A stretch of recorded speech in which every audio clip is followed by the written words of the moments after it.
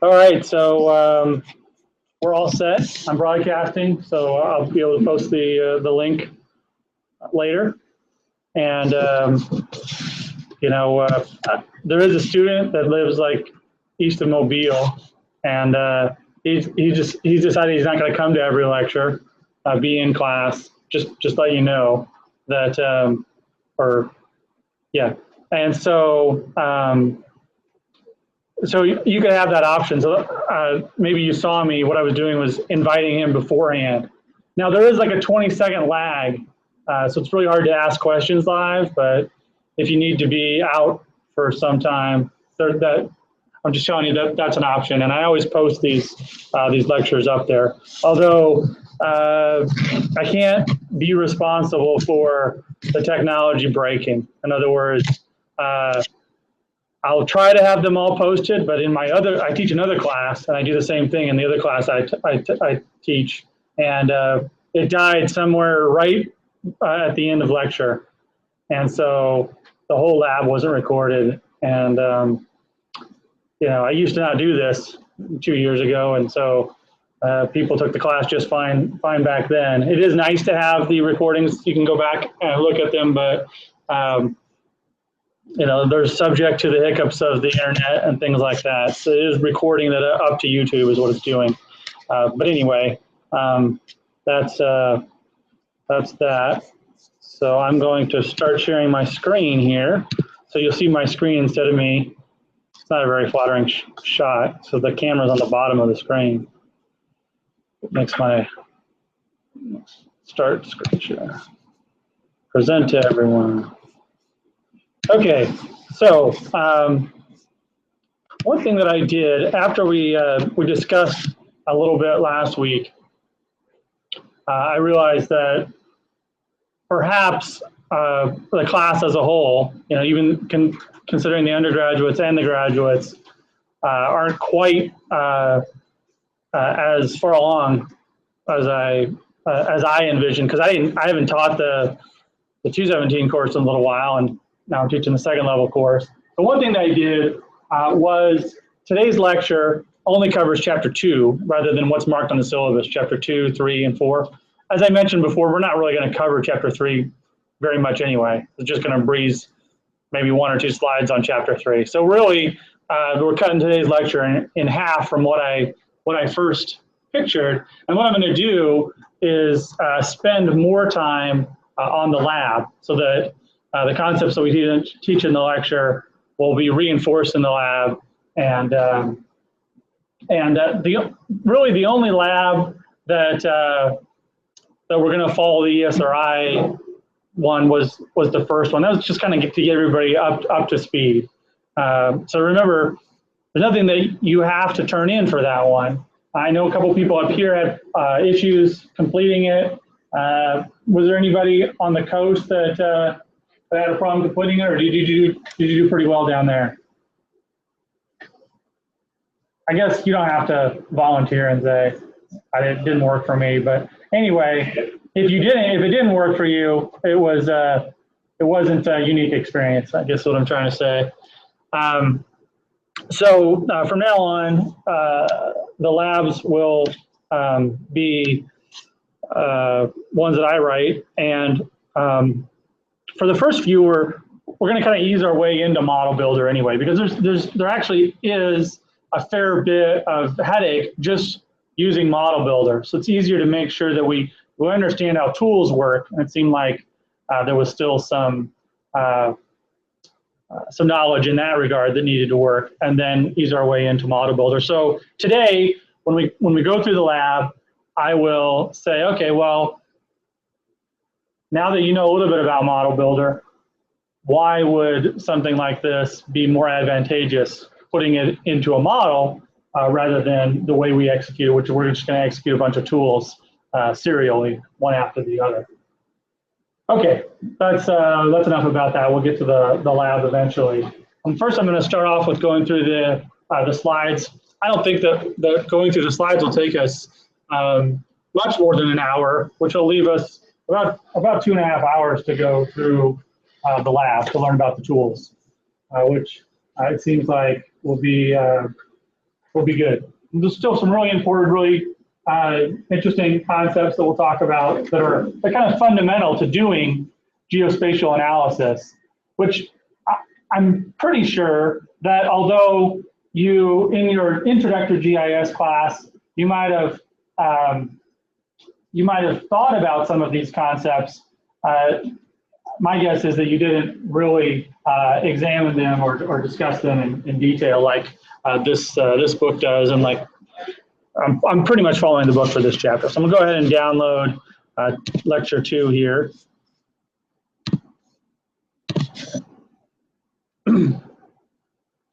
All right.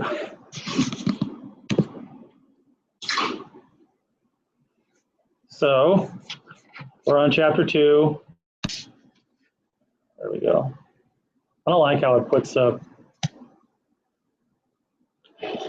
slides on this side. Okay, so the first thing that we're going to discuss here is this concept we're going to call spatial is special. This is actually a concept that goes way back to the beginnings of this this tool slash scientific implement that we call GIS. The earliest GIS operations actually coupled spatial information with tabular information, and that tabular information was another way to think about that is a database table. In fact, the ESRI, the company that makes ArcMap, which now you've all used, you should have used it even before, but you've all used it. So it originally stood for Environmental Systems Research Institute, and they've since dropped using the full name, kind of like ESPN or lots of other acronym names, KFC. Well, I guess they still go by Kentucky Fried Chicken, but so ESRI, when they started out, their first kind of landmark product was called ArcInfo, and they actually bought a company that did some light database software, which they referred to as something info. I actually forgot what it was, but the Arc side was the spatial, and they were combining it with info. So this GIS pioneer or GIS pioneering company thought of themselves as combining database software with spatial software. And almost at the beginning of that process of combining these two concepts of conceptualizing the world as entities, points, lines, and polygons that we talked about last week, and combining it with a much older computer concept, that of the database, combining those two together, we got into the question or the argument, is spatial special? Okay. In other words, what's different about spatial data that makes it different than regular data or just data that could be stored in a database? Because for all intents and purposes, we can think about, if you think about the rows and columns in a database, we showed last week, you can think about the spatial data or the spatial entity that represents something in the real world as just another entry in an attribute field. So we got things like the names, weights, if we're talking about people, and then we have the spatial information, the location. And if we're talking about buildings, maybe we could have things like the number of floors and the height, and then the spatial information is just the set of vertices that defines the polyline that defines the exterior of the building. If we're talking about farmers' fields, anything that we can think about in the real world, we can boil it down to points, lines, and polygons. And so in that case, we can ask, is spatial data really different than any other data, other than the fact that it has this spatial component? And the answer to that question has largely been, no, it's not too much different. Okay? Spatial data just has that component. It has a where component attached to it. All right, the second question that we can pose is, are the methods of analysis different? And that's where there is arguably a big diversion between whether or not something is spatial and not spatial and how we analyze it. And that's one of the things that we're going to talk about today. Your book calls this difference between spatial data and regular data, or aspatial data, non-spatial data, the good news and the bad news. In other words, there's some pitfalls. I wouldn't really call it bad news. That's what the book calls it. The book uses the term pitfalls too. I think that's better. There's some pitfalls associated with spatial data analysis that aren't present with non-spatial data that you would analyze using traditional statistical tools. Calculating the I don't know if you've taken a statistics course, but when you do things like find the difference between two groups and find out if there's a statistical difference between two groups, that in which case you don't have any spatial element, that would be a case of non-spatial data. All right, so traditional statistics often do have some issues with spatial data. For example, in that case that I just gave, let's say that you had some census data of the United States, which is fairly common, and you wanted to test the difference in height between people that lived in two different areas. And you use a traditional statistical test to do that. There's one issue that would be violated right off the bat in that test, and that is that typically we look for a sample of a data set, and with census data, you have a universal data set. So there's not really a need to do a statistical test if you actually have the universe of data. And also, there's some other issues, which we'll talk about on the next slide after, but most statistical tests assume that there's no correlations between the data. And I'm jumping ahead a little bit, but my next slide will show that with spatial data, there often is a great amount of correlation between nearby values. All right, so the good news here, though, is that with spatial data, having location tied to our points, lines, and polygons actually presents a whole new set of opportunities for analysis. We have new things that we could do. And hopefully, I'll present a few of those today. These are the things I'm talking about that I mentioned a few minutes ago when I said, those of you who've taken a GIS course have probably discussed these concepts before, but not in detail, or maybe you haven't specifically defined them in your mind. So we'll talk about those and specifically define them. And then when we do the lab, we'll show how those concepts translate into actual analysis. And hopefully the idea here is it'll make you better at analyzing spatial data, because you'll be able to look at a problem, find out what and articulate what kind of analysis needs to be done, and then turn that into a tool. So it's not just about finding a tool in our toolbox, because as the software changes, year to year, there'll be different tools, or you might go to a place where they don't have an ArcGIS license. And we are going to spend some time looking at these same concepts and how you would do them in other software packages. But today we'll just stick with ArcGIS. So how special is spatial data? Well, it could be argued that spatial data is not that different from non-spatial data. Okay? Spatial component can simply be thought of as another attribute of the data. However, there are some issues, and those are the issues we talked about last week. The issues of representation. So just because we can store it along with the rest of our data, we still have to think about some of those issues differently. Do we conceptualize our cities as points, lines, and polygons? And that will, in fact, limit the type of analysis that we can do with our data.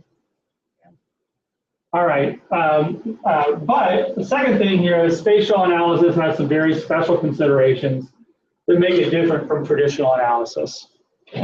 So that's where we'll start. We'll start with some of the pitfalls, which, when we look at the flip side, are really the really contribute to what makes spatial analysis special. All right, so spatial autocorrelation, this is what I was getting at, okay? So the concept of spatial autocorrelation has been around for a long time. I didn't put it up here, but in almost every GIS class, we talk about Tobler's first law of geography. In fact, that's often in other classes as well. Does anybody know what I'm talking about? Anybody heard that before? You have? I read it somewhere. Right. Do you remember anything about it? No, you just remember that you heard it. Good. No, go ahead. Something about what? I don't remember. It's fine. That's something to do with. No. Well, I mean, it actually has something to do with almost everything that's spatial. That's not particularly wrong, but Tobler's law of geography, and I'm paraphrasing. First law of geography is that basically nearby things are more related than things that are far away. And so climate is a good example of that. The climate of where I am changes, but it changes the further away I get from where I am, right? Then there are other things that come into play that affect climate. What are some of the other things that affect climate? Like if I went 500 miles north versus 500 miles east, which one would change the climate more? Yeah, exactly. Okay, so that's a case where it's not just this concept of spatial autocorrelation. There's some other lurking variable besides the distance away from my point that changes the climate that I'm experiencing. Okay, so like I said, spatial autocorrelation is a complicated name for this simple, obvious fact that Tobler stated. First name was Waldo, I believe. That locations near one another in space are more likely to be similar than data from locations that are far remote from each other. We're going to spend a whole week talking about kind of quantifying this this behavior, but we've got all sorts of different spatial autocorrelations. The first one here is positive spatial correlation, and that's an okay drawing, it's an okay representation. In other words, what it's saying is that I don't like how, that's what I don't like. I wish I was seeing the exact same thing so I could point to it. But this area right here, okay, areas that are nearby are more related until you get right here. Now, some areas are related and some areas aren't. There's an abrupt change. So in those cases, there is a high amount of spatial autocorrelation, but it's not, the autocorrelation isn't uniform throughout the scene. A representation that would show this, but it wouldn't be binary, is if the value was slowly changing, or slowly getting lower, or slowly getting higher. And so a trend surface, a surface where, and I guess it wouldn't have to be slowly or fastly, but as long as it was changing at a predictable rate, you could say that there was a high positive spatial autocorrelation. Now this is what we refer to as a negative spatial autocorrelation. So anytime there's a pattern in your data that's predictable, where the value is going up and down, you can have a high negative spatial correlation. And this can happen like an elevation. You might, anybody, well, you know, out west, there's some basin and range areas that happen. Also in like a karst landscape, you get sinkholes and up and down areas.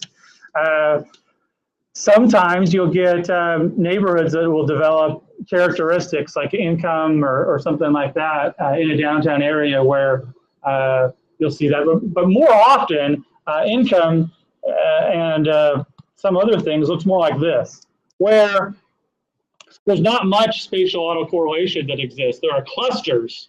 And so when we talk about spatial autocorrelation, we'll talk about being able to quantify clusters versus negative and positive spatial correlation. Okay, so yeah.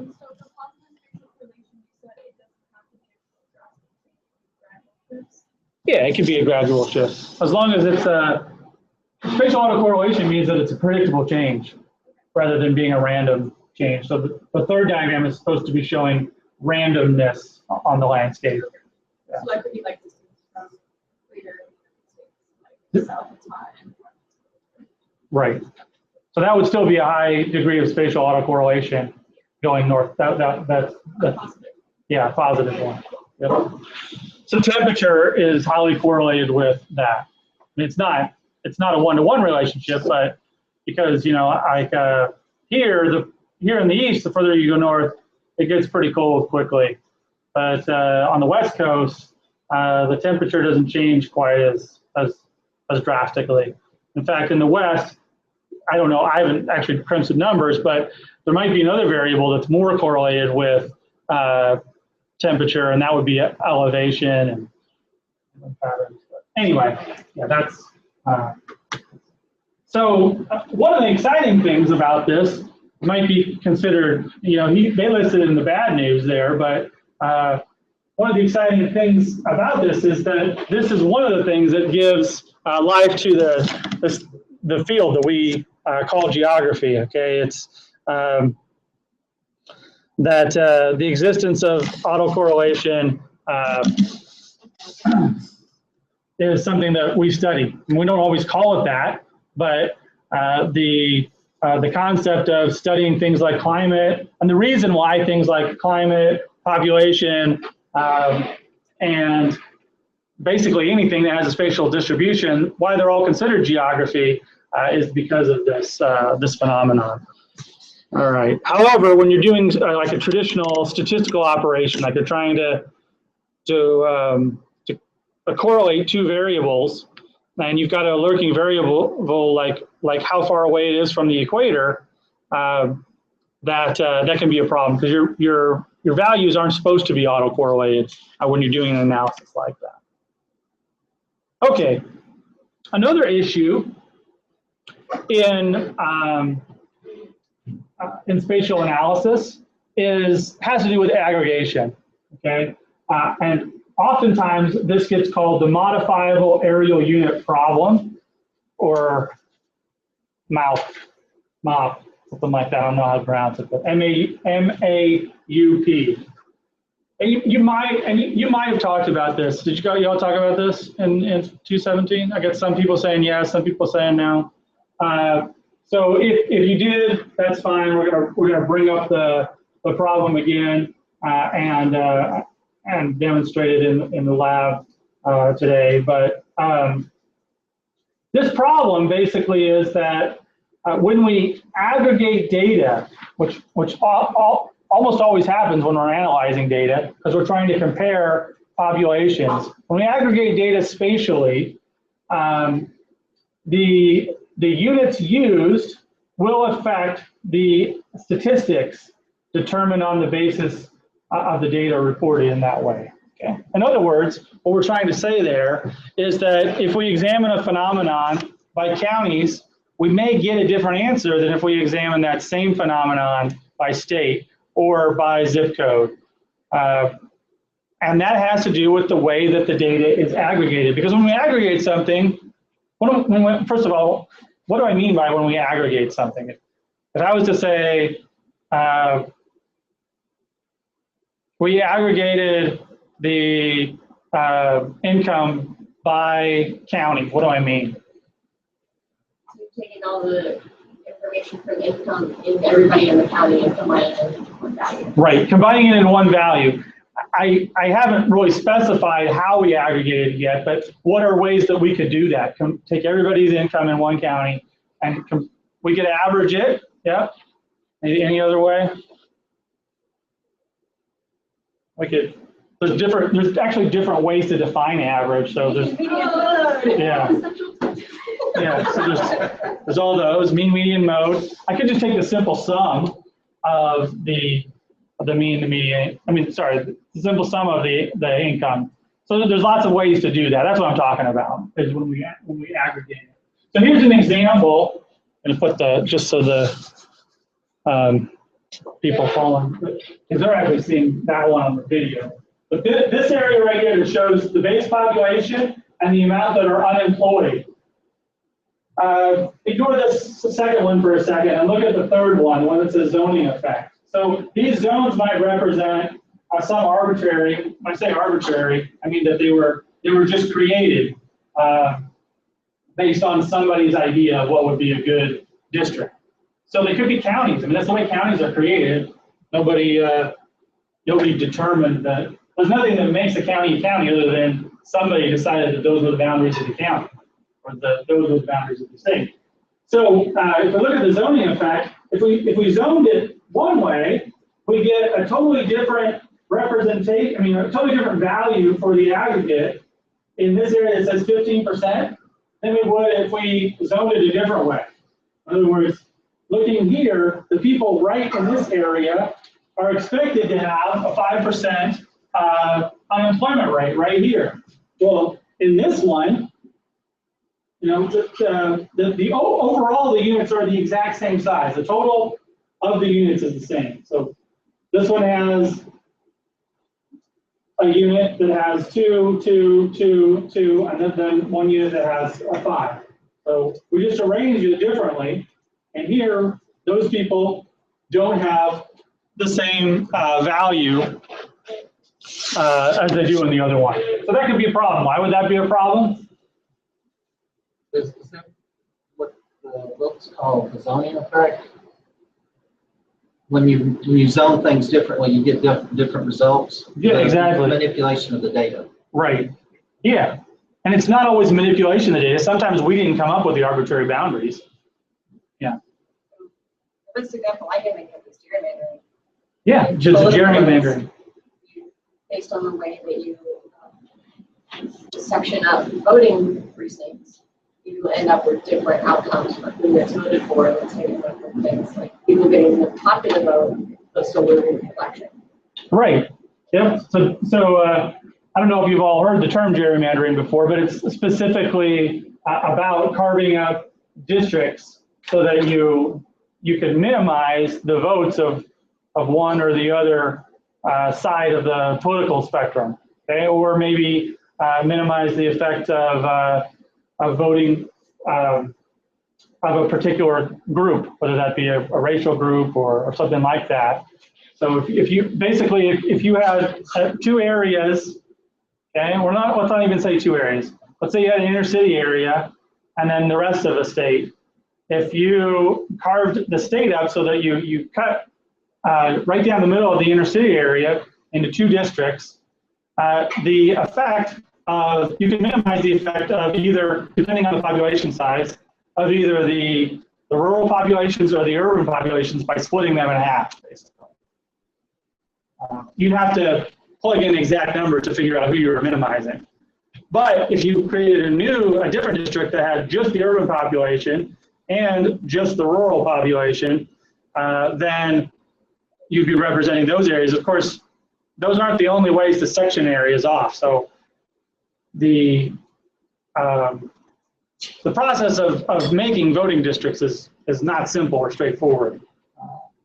But you do have to pay attention to